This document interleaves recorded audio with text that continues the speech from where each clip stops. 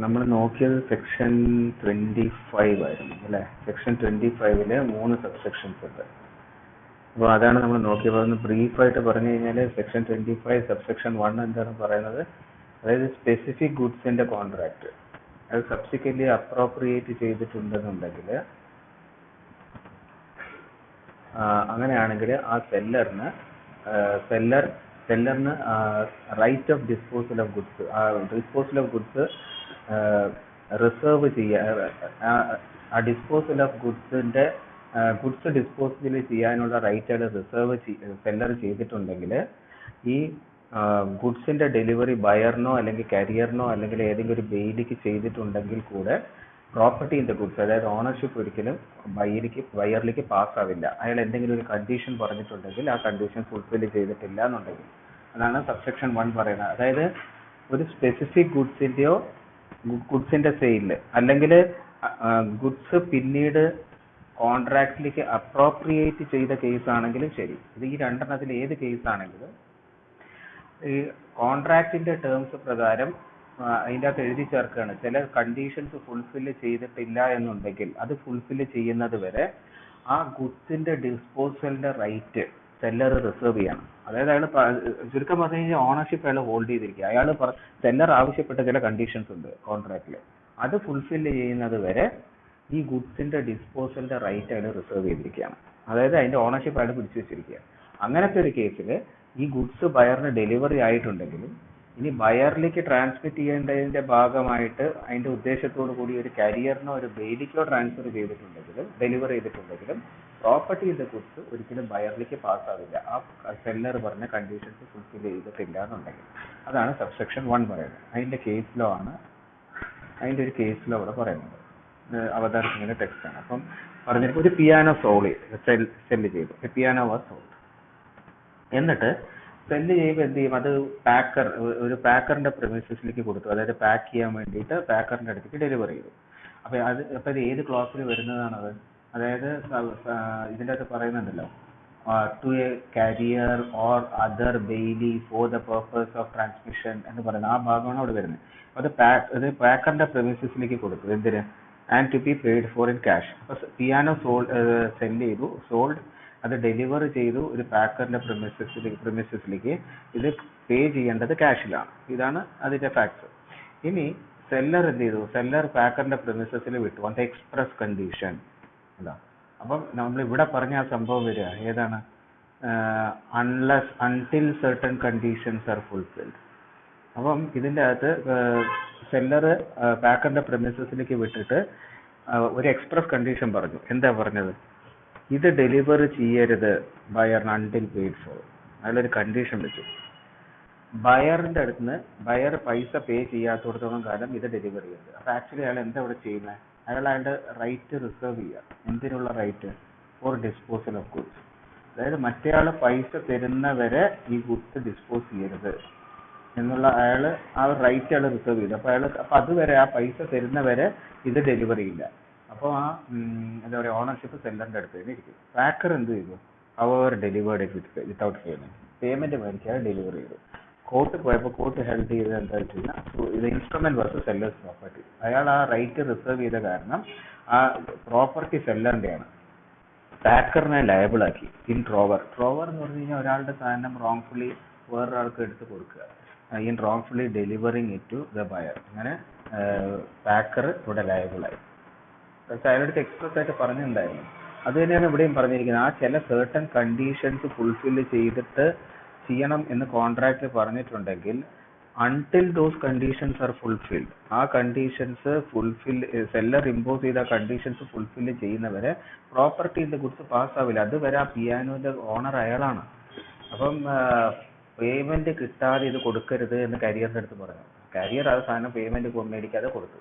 അപ്പം അങ്ങനെ ഒരു എക്സ്പ്രസ് കണ്ടീഷൻ വെച്ചത് കൊണ്ട് സെക്ഷൻ 25 പ്രകാരം ആ സെല്ലർ എന്താ ചെയ്തതെന്ന് വെച്ച് കഴിഞ്ഞാൽ ആ ഗുഡ്സ് ഡിസ്പോസ് ചെയ്യാനുള്ള അയാളുടെ റൈറ്റ് റിസർവ് ചെയ്യാണ് അയാളെ ചെയ്ത ആ എക്സ്പ്രസ് അഗ്രിമെന്റിലൂടെ. അതുകൊണ്ടാണ് ഇവിടെ പറഞ്ഞിരിക്കുന്നത് terms of the contract. Okay, by the terms of the contract or appropriation. അപ്പൊ അതിനുള്ള ഒരു എക്സാമ്പിൾ ആണ് അത്. ഓക്കെ, ഇനി മനസ്സിലാക്കേണ്ടത് സബ്സെക്ഷൻ 2. അപ്പോൾ നമ്മളിപ്പോൾ സബ്സെക്ഷൻ 1ന്റെ ഒരു കേസ് ലോ ആയല്ലോ. ആ കേസ് ലോന്റെ പേരും വേണമെങ്കിൽ എഴുതാം. 37, അതായത് ഇതാണ് Lochman versus Williams. Lochman versus Williams.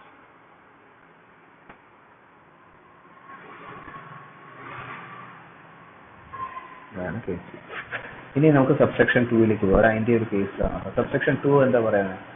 ഇപ്പോൾ ഷിപ്സ്, അതായത് ബിൽ ഓഫ് എക്സ്, അതായത് ഗുഡ്സ് ഒന്നുകിൽ ഷിപ്പ് ചെയ്യുക അല്ലെങ്കിൽ റെയിൽവേ വഴി അയക്കുകയാണ്. അപ്പം ഇതാണ് ഇതിലെ keyword. Goods are deliverable to the order of seller or agent. സെല്ലറോ അയാളുടെ ഏജന്റിന്റെയോ ഓർഡറിലാണ് ഗുഡ്സ് ഡെലിവറബിൾ ആവുന്നത്.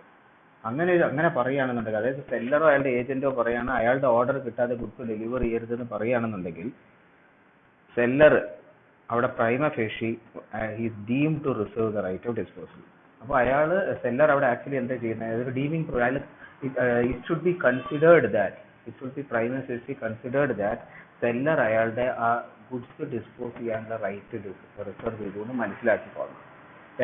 എപ്പം ഈ ഗുഡ്സ് ഷിപ്പ് ചെയ്തതിന് ശേഷം, ഗുഡ്സ് ഷിപ്പ് ചെയ്ത അങ്ങനത്തെ ഒരു സർക്കംസ്റ്റാൻസസിൽ goods are deliverable to the order, സെല്ലറോ അയാളുടെ ഏജന്റിന്റെയോ ഓർഡറിലാണ് ഗുഡ്സ് ഡെലിവറബിൾ എന്നുള്ളൊരു കണ്ടീഷനിലാണ് ഷിപ്പ് ചെയ്യുന്നത് എങ്കിൽ, അയാൾ അവിടെ പറയുന്നത് എന്താ വെച്ച് കഴിഞ്ഞാൽ അയാളുടെ ഒരു ഓർഡർ ഇല്ലാതെ ഡെലിവറബിൾ അല്ല അത് ഗുഡ്സ്. അപ്പോൾ അയാളത് റിസർവ് ചെയ്തു വേണ്ട റൈറ്റ്. അപ്പോൾ ഓണർഷിപ്പ് അയാൾ റീറ്റെയിൻ ചെയ്യും.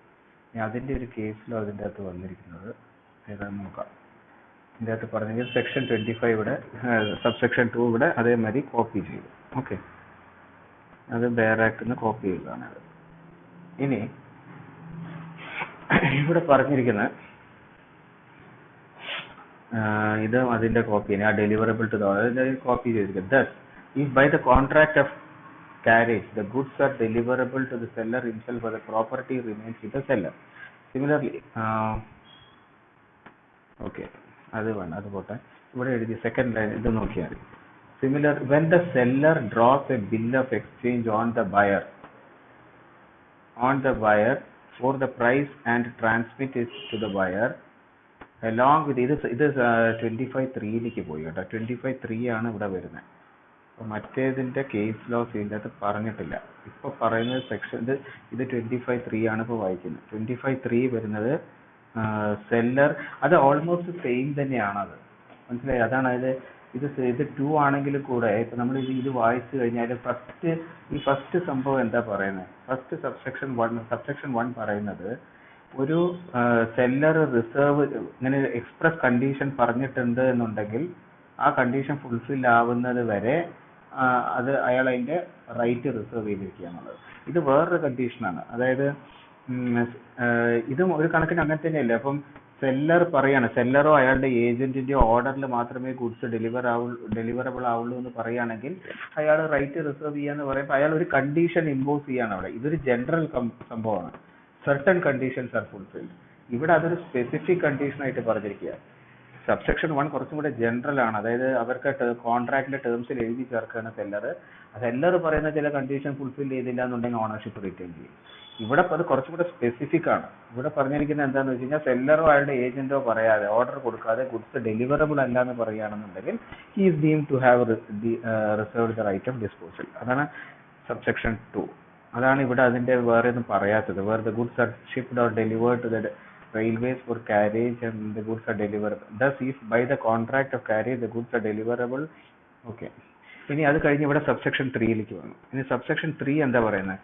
ഒരു seller bill of exchange draw ചെയ്തു on the buyer for the price and transmits the same to the buyer.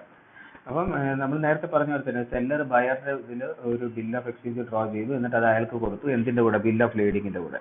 Bill of lading എന്തിനാ കൊടുക്കുന്നത്? ആ പ്രോപ്പർട്ടി ഇൻ ഗുഡ്സ് അയാൾക്ക് ട്രാൻസ്ഫർ ചെയ്യാൻ. ബിൽ ഓഫ് എക്സ്ചേഞ്ച് എന്തിനാ കൊടുക്കുന്നത്? അത് ആക്സെപ്റ്റ് ചെയ്ത് പൈസ തരാൻ. Or railway receipt to secure the buyers. ഇത് ആക്ട് കോപ്പി ചെയ്തിരിക്കുക. പ്രോപ്പർട്ടി പാസ് ആവില്ല ബയർ അത് ആക്സെപ്റ്റ് ചെയ്യാത്തടത്തോളം കാലം. ഏത് ആക്സെപ്റ്റ് ചെയ്യാത്തടത്തോളം കാലം? ബിൽ ഓഫ് എക്സ്ചേഞ്ച് ആക്സെപ്റ്റ് ചെയ്ത് പേയ്മെന്റ് ചെയ്യാത്തടത്തോളം കാലം പ്രോപ്പർട്ടി പാസ് ആവില്ല. If he does not accept, അയാൾ അത് ബിൽ ഓഫ് എക്സ്ചേഞ്ച് ആക്സെപ്റ്റ് ചെയ്തില്ല എന്നുണ്ടെങ്കിൽ അയാൾ റിട്ടേൺ ചെയ്യണം. ഇതും ആ ആക്ടിൽ പറഞ്ഞിട്ടുള്ള. ഇനി അതിൻ്റെ അകത്ത് ഒരു കേസ് പറഞ്ഞിരിക്കുന്നത്, വൺ പ്രോട്ടോടൈപ്പ് ഇസ് മിറാമിച്ചി 40 എന്താണ്? അത് 1915 കേസാണ്. ഓക്കെ. ഇവിടെ എന്താണ് ഉണ്ടായതെന്ന് വെച്ചാൽ, ഒരു അമേരിക്കയിൽ നിന്ന് ജർമ്മൻ ബയേഴ്സിന് consigned ചെയ്തു. Wheat was consigned from America to German buyers. എന്നിട്ട് bill of lading ട്രാൻസ്ഫർ ചെയ്ത് കൊടുത്തു. Was given over to the banker. Bill of ladingും ആ സെക്ഷനിൽ പറഞ്ഞ മാതിരി തന്നെ bill of ladingും ഒരു bill of exchangeന്റെ കൂടെ ഡെലിവർ ചെയ്ത് കൊടുത്തു to the buyers on payment. Okay. The bill of lading was given over to a banker along with a bill of exchange to be delivered to the buyers on payment. അതായത് payment ചെയ്ത് കഴിഞ്ഞാൽ on payment ചെയ്യുകയാണെന്നുണ്ടെങ്കിൽ ആ bill of exchange to be delivered to the buyers. അപ്പോൾ bill of exchange deliver ചെയ്ത് കഴിഞ്ഞാൽ അയാൾക്ക് ownership കിട്ടും. അതെങ്ങനെയാണ്? ഓൺ പേയ്മെന്റ് ചെയ്ത് കഴിയുമ്പോൾ ഈ ബാങ്കറിന്റെ പേയ്മെന്റ് ചെയ്യുന്ന സമയത്ത് ആ bill of lading along with a bill of exchange ഇതങ്ങനെയല്ല കേട്ടോ. Banker along with over to a banker along with a bill of exchange അങ്ങനെ വായിക്കണം. എന്നിട്ട് മറ്റേത് ഇങ്ങനെ വായിക്കണം. bill of lading was given to a banker to be delivered to the buyers on payment. അങ്ങനെ വായിക്കണം. bill of lading was given to a banker to be delivered to the buyers. എങ്ങനെയാണെങ്കിൽ on payment. എന്തിന്റെ മുകളിലുള്ള payment? Bill of exchange. അപ്പോൾ bill of എക്സ്ചേഞ്ചും ബാങ്കറിന് അയച്ചു കൊടുത്തു, ബിൽ ഓഫ് ലേഡിങ്ങും അയച്ചു കൊടുത്തു. ആ ബിൽ ഓഫ് എക്സ്ചേഞ്ച് ആക്സെപ്റ്റ് ചെയ്ത് പേയ്മെന്റ് ചെയ്ത് കഴിയുമ്പോൾ ഈ ബിൽ ഓഫ് ലേഡിങ് ബയേഴ്സിന് ട്രാൻസ്ഫർ ചെയ്ത് കൊടുക്കണം. അപ്പോൾ ബിൽ ഓഫ് ലേഡിങ് ബയേഴ്സിന് ട്രാൻസ്ഫർ ചെയ്ത് കൊടുക്കുമ്പോൾ ഓണർഷിപ്പ് മാറും. ഇനി എന്താ ഉണ്ടായതെന്ന് വെച്ച് കഴിഞ്ഞാൽ ആ ഡോക്യുമെന്റ്സ്, അതായത് ബിൽ ഓഫ് ലേഡിങ്ങും ഇതെല്ലാം ട്രാൻസ്ഫർ ചെയ്യുന്നതിന്റെ മുമ്പ് ആ ഗുഡ്സ് വർ സീസ്ഡ് ആസ് എനിമി പ്രോപ്പർട്ടി. അപ്പോൾ ആ ഗുഡ്സ് ഒരു എനിമി പ്രോപ്പർട്ടി ആയിട്ട് അത് സീസ് ചെയ്തു. അപ്പോൾ ഇത് ട്രാൻസ്ഫർ ചെയ്തിട്ടില്ല ഈ ഡോക്യുമെന്റ്. ഈ ട്രാൻസ്ഫർ ചെയ്യുന്നതിന് മുമ്പ് തന്നെ അതായത് അൺടിൽ ഇവിടെ നോക്കിയാൽ മതി, the property does not pass until the buyer accepts or pays as the case may be. അപ്പം ഇങ്ങനത്തെ ഒരു കോൺട്രാക്റ്റില് ഈ ബിൽ ഓഫ് എക്സ്ചേഞ്ചും ബിൽ ഓഫ് ലേഡിങ്ങും ഒക്കെ ബാങ്കറിന് അയച്ചു കൊടുത്തു കഴിഞ്ഞാൽ ഈ ബിൽ ഓഫ് ലേഡിങ് നിങ്ങൾക്ക് ട്രാൻസ്ഫർ ചെയ്യുന്നത് വരെ, അല്ലെങ്കിൽ ആ ബിൽ ഓഫ് എക്സ്ചേഞ്ച് ഈ ബയർ ആക്സെപ്റ്റ് ചെയ്യുന്നത് വരെ, അല്ലെങ്കിൽ ആ പേയ്മെന്റ് ചെയ്യുന്നത് വരെ പ്രോപ്പർട്ടി ഡസ് നോട്ട് പാസ്. അതാണ് സെക്ഷൻ 25 സബ്സെക്ഷൻ 3 പറയുന്നത്. ഇവിടെ എന്താ ഉണ്ടായത്? ഈ ഡോക്യുമെന്റ്സ് ഒക്കെ ട്രാൻസ്ഫർ ചെയ്യുന്നതിന് മുമ്പ്, before the documents will be presented, ബയേഴ്സിന് കൊടുക്കുന്നതിന് മുമ്പ് ആ ഗുഡ്സ് മുഴുവൻ എനിമി പ്രോപ്പർട്ടി ആയിട്ട് സീസ് ചെയ്തു. അപ്പൊ ആ ഗുഡ്സ് ആരുടെ പ്രോപ്പർട്ടിയാണ്?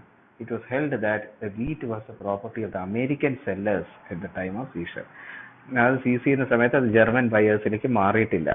ഓക്കെ, അപ്പൊ ഇത് അമേരിക്കയിൽ നിന്ന് ജർമ്മൻ ബയേഴ്സിലേക്ക് അയച്ചു കൊടുത്തതാണ്. അപ്പൊ ഈ പ്രോപ്പർട്ടി ട്രാൻസ്ഫർ ആവണമെന്നുണ്ടെങ്കിൽ ഈ ബിൽ ഓഫ് ലേഡിങ്ങും ബിൽ ഓഫ് എക്സ്ചേഞ്ചും കൂടെ ബയറിന് ട്രാൻസ്ഫർ ചെയ്ത് കൊടുക്കണം. ആൾക്ക് ഡെലിവർ ചെയ്തിട്ട് ബിൽ ഓഫ് എക്സ്ചേഞ്ച് ആക്സെപ്റ്റ് ചെയ്യാൻ പറയണം. ആ ആക്സെപ്റ്റ് ചെയ്യാത്തടത്തോളം കാലം ആ പ്രോപ്പർട്ടി പാസ്സാവില്ല എന്നുള്ളതാണ് ഈ സെക്ഷൻ 25 സബ്സെക്ഷൻ 3 പറയുന്നത്. ഓക്കെ, അപ്പോൾ ഇവിടെ വായിച്ചു നോക്കിയത് മനസ്സിലാവും. ഇവിടെ നോക്കിയാൽ bill of lading to secure acceptance, the buyer is bound to return if he does not the buyer is if he does not honor if he wrongfully retains the bill of lading or the railway receipt, the property in the goods does not pass to him. When the seller of the goods is required, then the buyer is bound to return the bill of lading if he does not honor the bill of exchange. അപ്പം ശരിക്കും അത് വ്യക്തമായിട്ട് ഇതെന്താന്ന് വെച്ച് കഴിഞ്ഞാൽ ഇതിന്റെ ഒരു consequence ഇതിനകത്ത് പറഞ്ഞിരിക്കുന്നത്, മറ്റേയാളത് ഹോണർ ചെയ്തിട്ടില്ല എന്നുണ്ടെങ്കിൽ ഈ ബിൽ ഓഫ് ലേഡിങ്ങും RRും റിട്ടേൺ ചെയ്യണം എന്ന് പറഞ്ഞിട്ടുണ്ട്. അല്ലെങ്കിൽ അയാൾ റോങ്ഫുള്ളി റീറ്റെയിൻ ചെയ്യുകയാണെന്നുണ്ടെങ്കിൽ പ്രോപ്പർട്ടി പാസ് ആവില്ല എന്നും പറഞ്ഞിട്ടുണ്ട്. അപ്പൊ പക്ഷെ ഈ കേസ് ലോയിൽ വന്നത് എങ്ങനെയാന്ന് വെച്ച് കഴിഞ്ഞാൽ ഇത് എക്സാക്ട്ലി അങ്ങനെ ഡയറക്റ്റ് ആയിട്ടല്ല വന്നിരിക്കുന്നത്. ഇവിടെ വന്നിരിക്കുന്നത് എന്താന്ന് വെച്ച് കഴിഞ്ഞാൽ ഈ പ്രോപ്പർട്ടി ഇയാൾക്ക് ഈ ബിൽ ഓഫ് ലേഡിങ്ങും ബിൽ ഓഫ് എക്സ്ചേഞ്ചും അവർക്ക് ബയറിന് പാസ് ചെയ്യുന്നതിന്റെ മുമ്പ് അത് എനിമി പ്രോപ്പർട്ടി സീസ് ചെയ്തു. അപ്പം ആക്ടിൽ പറഞ്ഞിരിക്കുന്ന അവര് അത് ആക്സെപ്റ്റ് ചെയ്യുന്നവരെ പ്രോപ്പർട്ടി പാസ് ആവില്ല എന്നുള്ളതാണ് പറഞ്ഞിരിക്കുന്നത്. അപ്പോൾ ഇവർക്ക് ആക്സെപ്റ്റ് ചെയ്യാനുള്ള ഒരു ഓപ്പർച്യൂണിറ്റി തന്നെ കിട്ടിയില്ല. കാരണം അത് അവർക്ക് ട്രാൻസ്ഫർ ചെയ്യുന്നതിന് മുമ്പ് ആ എനിമി പ്രോപ്പർട്ടി ആയിട്ട് അത് സീസ് ചെയ്തു. അപ്പൊ അത് സീസറിന്റെ സമയത്ത് അത് പിടിക്കുന്ന സമയത്ത് ആ വീറ്റ് എന്ന് പറയുന്നത് അമേരിക്കൻ സെല്ലറിന്റെ പ്രോപ്പർട്ടി ആയിരുന്നു. അതുകൊണ്ട് ഇവർക്കൊരു റെസ്പോൺസിബിലിറ്റി ഒന്നും ഇല്ല ഇതിന്റെ മുകളിൽ ഈ ജർമ്മൻ ബയേഴ്സിന്. കാരണം അവർക്ക് ആ പ്രോപ്പർട്ടി മാറിയിട്ടില്ല, ട്രാൻസ്ഫർ ചെയ്തിട്ടില്ല. ഓക്കെ, ഇനിയിപ്പം അവരത് കൊടുത്ത് ആക്സെപ്റ്റ് ചെയ്തിട്ടുണ്ടായിരുന്നു എങ്കിൽ ആസ് പെർ ഈ ഒരു പെർട്ടിക്കുലർ കേസിൽ എങ്ങനെയാണെന്ന് വെച്ച് കഴിഞ്ഞാൽ അവർ ആക്സെപ്റ്റ് ചെയ്ത് കഴിഞ്ഞാൽ ബിൽ ഓഫ് എക്സ്ചേഞ്ച് ആക്സെപ്റ്റ് ചെയ്ത് പേയ്മെന്റ് ചെയ്താൽ മാത്രമേ ബിൽ ഓഫ് ലേഡിങ് കൊടുക്കാൻ തന്നെ പറ്റുള്ളൂ, ഡെലിവറി തന്നെ ഉള്ളൂ. അവിടെ ഒന്നും നടന്നില്ല, ഒരു ഡോക്യുമെന്റും ഡെലിവറി ചെയ്തിട്ടില്ല. അങ്ങനെ ബിൽ ഓഫ് ലേഡിങ് ഡെലിവറി ചെയ്ത് കഴിയുമ്പോൾ മാത്രമേ പ്രോപ്പർട്ടി ഇൻ ദ ഗുഡ്സ്, അതായത് ഓണർഷിപ്പ് ആ ജർമ്മൻ ബയേഴ്സിന് പോകുമായിരുന്നു. ഒന്നും നടന്നിട്ടില്ല അവിടെ, ബിൽ ഓഫ് എക്സ്ചേഞ്ചും കൊടുത്തിട്ടില്ല, ബിൽ ഓഫ് ലേഡിങ്ങും കൊടുത്തിട്ടില്ല, ഒന്നും കൊടുത്തിട്ടില്ല. അതുകൊണ്ട് ആ സീഷർ നടക്കുന്ന സമയത്ത് ആ property in the goods ownership എന്ന് പറയുന്നത് അമേരിക്കൻ സെല്ലേഴ്സിന്റെ അടുത്തായിരുന്നു എന്നുള്ളതാണ് ഈ കേസിൽ ഡിസൈഡ് ആയത്. നിറാമിച്ചി. ഓക്കെ, അപ്പൊ അത് ക്ലിയർ ആയോ? ഓക്കെ, ഇനി ഒരു ചെറിയൊരു കേസ് ഇതും കൂടെ നോക്കിക്കഴിഞ്ഞാൽ നമുക്ക് ഓക്കെ രണ്ടെണ്ണം ഉള്ളൂ. ഈ കേസിൽ German papers limited versus APA Parikkar Moideen and brothers. ഇതിലെന്താണ് ഉണ്ടായത്? അതായത് bales of paper were send to a buyer by railway. ഇവിടെ റെയിൽവേ വഴിയാണ് അയക്കുന്നത്. ഒരു ബയറിന് അയച്ചു കൊടുത്തു. ബെയിൽസ് ഓഫ് പേപ്പർ എന്ന് പറഞ്ഞാൽ അങ്ങനെയാണ്, അതിങ്ങനെ ബെയിൽ എന്നാണ് അതിന് പറയുക. കോട്ടൺ ബാൻഡേജസ്, പേപ്പർ, ഇതിനൊക്കെ ബെയിൽ എന്നാണ് പറയുക. അപ്പൊ അങ്ങനെ ബെയിൽസ് ആയിട്ട് പേപ്പർ അയച്ചു കൊടുത്തിരിക്കുകയാണ് by railway to a buyer. Railway receipt was to be collected by him from a bank on payment. എന്നിട്ട് ഈ RR എന്ത് ചെയ്തു എന്ന് വെച്ച് കഴിഞ്ഞാൽ റെയിൽവേ റെസീറ്റ് ബാങ്കിന് അയച്ചു കൊടുത്തു. അപ്പം ഇയാൾ എന്ത് ചെയ്യണം? ബാങ്കിൽ പോയിട്ട് ആ പേയ്മെന്റ് കൊടുത്തു കഴിഞ്ഞാൽ ബാങ്ക് റെയിൽവേ റെസീറ്റ് അയാൾക്ക് കൊടുക്കും. റെയിൽവേ റെസീറ്റ് അയാളുടെ കയ്യിൽ വന്നു കഴിഞ്ഞാൽ ഓണർഷിപ്പ് അയാൾക്ക് മാറും. ഹി പെയ്ഡ്, അയാൾ പേ ചെയ്തു. റിസീവ്ഡ് ദ ഡോക്യുമെന്റ്സ് റിസീവ് ചെയ്തു. പക്ഷേ ബിഫോർ ദാറ്റ്, ഇതൊക്കെ ചെയ്യുന്നതിന്റെ മുമ്പ്, അതായത് ഇയാൾ പേയ്മെന്റ് കൊടുത്ത് ഈ ഡോക്യുമെന്റ്സ് റിസീവ് ചെയ്യുന്നതിന്റെ മുമ്പ് the goods were destroyed by fire. Okay, അപ്പൊ റെയിൽവേയിൽ വന്നുകൊണ്ടിരിക്കുക, ട്രെയിനിൽ വന്നുകൊണ്ടിരിക്കുക. ആ വരുന്ന സമയത്ത് ഇയാൾ ഈ പേയ്മെന്റ് ഡോക്യുമെന്റ്സ് ഇങ്ങോട്ടേക്ക് ട്രാൻസ്ഫർ ചെയ്തു. സെല്ലറിന്റെ അടുത്ത് നിന്ന് ബയറിന്റെ അടുത്തേക്ക് ഡോക്യുമെന്റ്സ് പോയി. അപ്പൊ ഈ ഡോക്യുമെന്റ്സ് ബയറിന്റെ അടുത്തേക്കല്ല, ബാങ്കിലേക്ക് പോയി. അപ്പൊ ഈ ബയർ ബാങ്ക് പോയിട്ട് പേയ്മെന്റ് നടത്തിയ RR ഇങ്ങോട്ട് മേടിച്ചു, റെയിൽവേ റെസീറ്റ് മേടിച്ചു. അപ്പൊ റെയിൽവേ റെസീറ്റ് മേടിച്ചു കഴിയുമ്പോൾ പ്രോപ്പർട്ടി ഇൻ ദ ഗുഡ്സ് അയാൾക്ക് വരും. പക്ഷെ ഇതെല്ലാം നടക്കുന്നതിന്റെ മുമ്പ്, അതായത് ഇയാൾ ഈ ഡോക്യുമെന്റ്സ് റിസീവ് ചെയ്യുന്നതിന്റെയും പേ ചെയ്യുന്നതിന്റെയും മുമ്പൊക്കെ ട്രാൻസിറ്റിൽ വഴിയിൽ വെച്ചിട്ട് ഈ ഗുഡ്സ് ഒരു ഫയറിൽ ഡിസ്ട്രോയ് ആയി. അപ്പം ആർക്കാ നഷ്ടം? സെല്ലറിനാണ് നഷ്ടം. കാരണം എന്താ? ആ റെയിൽവേ റെസീറ്റ് അയാളുടെ കയ്യിൽ വരുന്നത് വരെ, വന്നു കഴിഞ്ഞാൽ മാത്രമേ പ്രോപ്പർട്ടി ഇൻ ദ ഗുഡ്സ് അയാളുടെ അടുത്തേക്ക് മാറുള്ളൂ. അപ്പോൾ ഓണർ ആരാണ്? അത് തീ പിടിച്ച സമയത്ത് സെല്ലറാണ്. അപ്പോൾ അയാളാണ് ആ ലോസ് ബെയർ ചെയ്യേണ്ടത്. ഓക്കെ, ഇനി